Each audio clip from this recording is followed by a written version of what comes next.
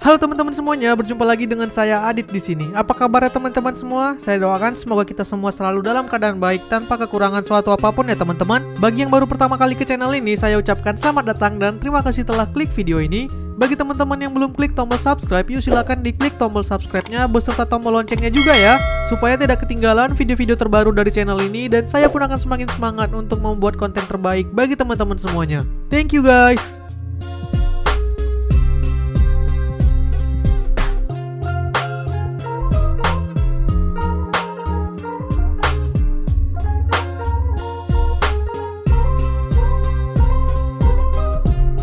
Oke, di video kali ini kita mau ngebahas salah satu smartphone dari Xiaomi yang baru aja diluncurkan pada bulan Juni lalu. Dia adalah Xiaomi Redmi 13. Redmi 13 ini hadir untuk menjadi penerus seri sebelumnya yaitu Redmi 12 yang diluncurkan pada tahun lalu. Untuk harganya sendiri saat video ini dibuat dimulai dari Rp1.999.000 untuk varian 8/128 dan Rp2.199.000 untuk varian 8/256. Secara harga di sini dia juga sama dengan Redmi 12 pada saat meluncur tahun lalu. Buat teman-teman yang sedang mencari smartphone dengan kisaran budget tersebut bisa menjadikan smartphone ini sebagai salah satu pilihannya.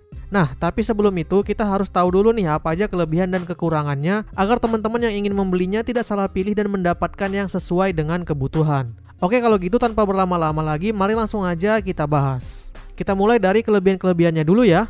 Kelebihan yang pertama, layar Full HD dengan berbagai kelebihan. Dengan kelas harga mepet 2 juta, smartphone ini bisa dikatakan punya layar yang bagus. Sebab kompetitor dengan harga mirip-mirip masih ada yang menghadirkan layar yang lebih jelek daripada ini. Khususnya dari segi resolusi ya. Redmi 13 ini dibekali dengan layar berjenis IPS berdiagonal 6,79 inch dengan resolusi Full HD+. Udah enak banget lah pokoknya untuk dilihat dari segi ketajaman. Modelnya juga udah pakai pansol yang udah kekinian banget ya. Nggak lupa juga Redmi memberikan refresh rate 90Hz ke smartphone ini. Jadi saat dipakai scrolling udah cukup lancar. Secara spesifikasi ini sebenarnya masih sama sih dengan Redmi 12 dan masih oke lah dibawa juga untuk ke seri tahun ini. Selain itu dari segi security Wi-Fi pun dia udah level L1 ya, yang artinya udah support streaming Netflix hingga kualitas Full HD. Sehingga cocok dipilih buat teman-teman yang hobi nonton film dari Netflix. Untuk proteksi ini juga udah dilapis Gorilla Glass sehingga lebih kuat dan tahan terhadap goresan. Kelebihan yang kedua, kamera utama beresolusi 108 megapiksel. Lagi-lagi dengan budget nggak nyampe 2 juta, kita udah dapat smartphone yang dilengkapi dengan resolusi lensa jumbo, yaitu 108 megapiksel. Setelah saya coba bandingkan dengan kamera smartphone yang cuman punya resolusi 50 megapiksel, ini memang kerasa sih bedanya. Saat kita coba ambil foto dengan objek yang sama, pada resolusi maksimal, saat di zoom terlihat hasil foto Redmi dapat menampilkan detail objek yang lebih jelas, dibanding dengan smartphone yang resolusinya 50 megapiksel. Jadi resolusi tingginya itu beneran nyata dan bermanfaat. Cocok buat dipakai jepret-jepret objek yang jauh dan ingin di crop atau di zoom agar tetap bisa terlihat dengan jelas. Kelebihan yang ketiga, menggunakan fast charging 33 watt. Mungkin sekilas sudah mulai terlihat biasa aja ukuran adapter segini di kelasnya. Apalagi jika kita melihat kompetitor yang udah nawarin kapasitas lebih besar seperti 45 watt. Tapi kapasitas adapter lebih besar ternyata belum tentu ngebuat smartphone tersebut jauh lebih cepat pengisian dayanya. Saya coba bandingkan dengan Realme C63 yang adapternya udah 45 watt. Dan ternyata untuk mencapai ke 100% justru Redmi ini lebih cepat 1 menit. Redmi 13 dengan adapter 33 wattnya ini bisa mengisi dari 0 sampai 100 dalam waktu 1 jam 12 menit aja. Yang artinya itu masih tergolong cepat untuk kelasnya. Jadi kalau teman-teman cari smartphone yang bisa mengisi daya cepat di kelas harga segini, smartphone ini masih dapat dijadikan pilihan. Kelebihan yang keempat, tersedia infrared blaster. Produk Xiaomi dikenal bisa jadi remote karena dia sering dilengkapi dengan infrared blaster yang biasa kita temukan di remote control peralatan elektronik. Nah untungnya di Redmi 13 ini Xiaomi tetap masih menyematkan fitur khas andalan mereka tersebut, sehingga smartphone ini bisa kita jadikan remote control untuk AC, TV, dan lain-lain. Fitur yang sederhana tapi menurut saya ini penting dan fungsional banget. Soalnya perangkat-perangkat elektronik seperti AC atau TV kan sering kita jumpai di sekitar kita ya, dan pastinya fitur ini akan kepakai. Kelebihan yang kelima, bodinya sudah mendapatkan rating IP53. Soal ketahanan, Redmi 13 ini juga bisa diandalkan sebab dia sudah mendapat rating IP53 yang artinya tahan terhadap cipratan air dan debu. Kalau teman-teman menggunakan smartphone ini dan nggak sengaja terkena tumpahan atau cipratan air misalnya, seharusnya sih tidak akan terjadi apa-apa ya. Tapi ingat hanya sebatas cipratan, jadi tidak disarankan untuk direndam atau disiram dengan tekanan tinggi. Bodi dengan rating seperti ini juga masih jarang bisa kita dapatkan di kelasnya, sehingga masih layak dikategorikan sebagai kelebihan. Kelebihan yang keenam, desain simple elegan berlapis kaca. Untuk urusan desain, smartphone Redmi itu punya ciri khas sendiri dan nggak niruin tren desain smartphone lain secara terang-terangan. Bisa kita lihat di Redmi 13 ini, saat yang lain berlomba-lomba mirip iPhone, dia tetap bertahan dengan desain simple kayak gini ya. Khususnya bisa kita lihat di bagian kameranya.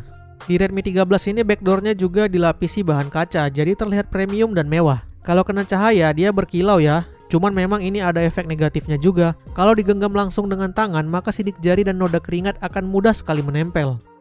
Nah, itu tadi dia kelebihan-kelebihan yang berhasil saya rangkum di Redmi 13 ini. Selanjutnya, mari langsung aja kita bahas kekurangannya. Kekurangan yang pertama, slot SIM card masih berjenis hybrid. Sejak seri Redmi 12 sampai ke seri 13 ini, dedicated slot buat SD card itu absen, sehingga hanya ada 2 slot kartu berjenis hybrid. So, kalau teman-teman punya 2 nomor handphone dan juga punya 1 micro SD card, maka harus merelakan salah satunya, karena ketiganya nggak bisa masuk bersamaan sekaligus. Tapi kalau teman-teman hanya menggunakan 1 nomor ataupun 2 nomor tapi tidak membutuhkan tambahan micro SD, maka kekurangan ini tidak jadi masalah ya. Kekurangan yang kedua, lensa ultrawide dihilangkan. Nah, kalau teman-teman berencana membeli Redmi 13 karena berpikir akan mendapatkan lensa ultrawide seperti yang ada di generasi-generasi sebelumnya, maka kamu salah. Sebab di Redmi 13 ini lensa tersebut dihilangkan. Yang tersisa sekarang cuma ada 2 lensa, yaitu lensa utama dan lensa makro. Padahal lensa ultrawide udah jadi lensa bawaan sejak Redmi 9 loh. Setelah 3 generasi berturut-turut dilengkapi dengan lensa ultrawide, sekarang malah dihilangkan. Padahal lensa tersebut bisa dikatakan sebagai fitur andalan yang selalu saya unggulkan dari Redmi series ini, dibanding smartphone lain yang belum bisa menawarkan lensa yang sama di bawah 2 juta rupiah. Kemudian, jika dibandingkan smartphone lain, smartphone ini hanya support perekaman video maksimal di resolusi 1080p 30 fps. Padahal kompetitor sekelas sudah ada yang bisa ke 60 fps. Kekurangan yang ketiga, tidak ada peningkatan performa yang signifikan dibanding sebelumnya. Selama saya pakai smartphone ini untuk pengetesan, sebenarnya performanya masih oke-oke aja. Apalagi untuk penggunaan casual. Digunakan untuk gaming juga seperti PUBG masih dapat smooth ultra kok. Masih oke lah walau bukan yang terbaik di kelasnya. Cuma kalau kita melihat chipset Helio G91 yang digunakan, ternyata ini tidak ada peningkatan yang signifikan sejak 2 generasi yang lalu. Helio G91 ini adalah rebranding dari Helio G88. Karena spesifikasinya masih sama ya, mulai dari fabrikasi, clock speed, dan GPU yang digunakan. Peningkatan paling kentara hanya di ISP-nya yang membuat dia jadi support kamera 108 megapiksel. Padahal Helio G88 sudah digunakan sejak Redmi 10 yang meluncur tahun 2021 lalu, atau setara dengan smartphone yang udah berusia 3 tahun. Dengan harga mirip, kita udah punya pilihan untuk dapat smartphone dengan performa chipset yang lebih baik, seperti yang sudah menggunakan Helio G95 ataupun G99. Kekurangan yang keempat, sensor giroskop masih virtual. Kekurangan berikutnya datang dari persensoran, yaitu di sensor giroskop yang digunakan. Kalau teman-teman mementingkan performa dari sensor ini, misalnya ingin digunakan untuk controller saat bermain game, maka teman-teman tidak akan mendapatkan performa yang memuaskan jika menggunakan smartphone ini. Pilihlah smartphone yang sudah menggunakan sensor giro hardware untuk mendapatkan respon dan akurasi yang lebih baik. Tapi kalau teman-teman bukan orang yang butuh dengan sensor ini karena tidak bermain game menggunakan giro, maka kekurangan ini juga bisa diabaikan. Kekurangan yang kelima, internal storage masih berjenis eMMC.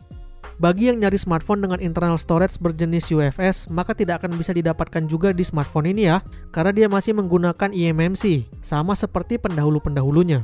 Hal tersebut juga sejalan dengan chipset yang digunakan sih, karena memang masih support sebatas eMMC 5.1 aja. Jadi untuk urusan storage di sini tidak ada peningkatan juga ya. Smartphone dengan internal storage berjenis UFS di kelas harga ini juga udah ada kok. Teman-teman bisa coba lirik smartphone dari brand lain. Oke, itu tadi dia semua kelebihan dan kekurangan yang berhasil saya rangkum dari Redmi 13 ini. Total ada 6 kelebihan dan 5 kekurangan ya. Dibanding pendahulunya Redmi 12, smartphone ini tidak begitu banyak membawa peningkatan. Yang paling kerasa itu hanya di kecepatan charger, resolusi kamera, dan hadirnya sensor NFC. Sisanya rata-rata masih sama, bahkan justru ada yang menurun dibanding dengan Redmi 12, yaitu absennya lensa ultrawide. Agak disayangkan ya kenapa Xiaomi memilih menghilangkan lensa tersebut di seri ke-13 ini. Padahal selama ini itu adalah fitur unggulannya Redmi di kelasnya. Kemudian hal yang agak disayangkan berikutnya datang dari sektor performa, di mana Redmi 13 ini menggunakan chipset Helio G91 yang disebut-sebut hanyalah rebranding dari G88, yang mana G88 itu sendiri sudah dipakai sejak Redmi 10 yang rilis 3 tahun lalu. Secara overall, jika dibandingkan dengan kompetitor sekelas, smartphone ini tetap punya kelebihan yang membuatnya layak untuk dijadikan pilihan di kelasnya, seperti yang sudah kita sebutkan di bagian kelebihan-kelebihan tadi ya. Jadi teman-teman tinggal sesuaikan aja dengan kebutuhan. Kalau yang teman-teman butuhkan ada di Redmi 13 ini, maka silahkan beli Redmi 13. Tapi kalau ternyata yang teman-teman butuhkan tidak ada di Redmi 13 ini, maka silahkan cari smartphone yang punya apa yang teman-teman butuhkan.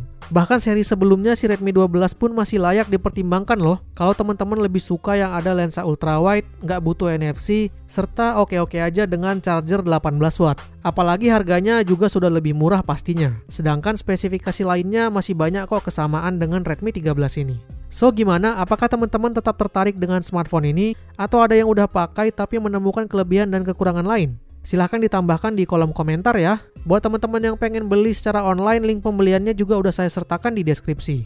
Oke deh, sekian dulu video kita kali ini. Semoga video ini bermanfaat buat teman-teman semuanya. Silahkan tekan like jika suka, dislike jika tidak. Jangan lupa subscribe bagi yang belum. Terima kasih telah menonton dan sampai jumpa di video selanjutnya. Bye-bye.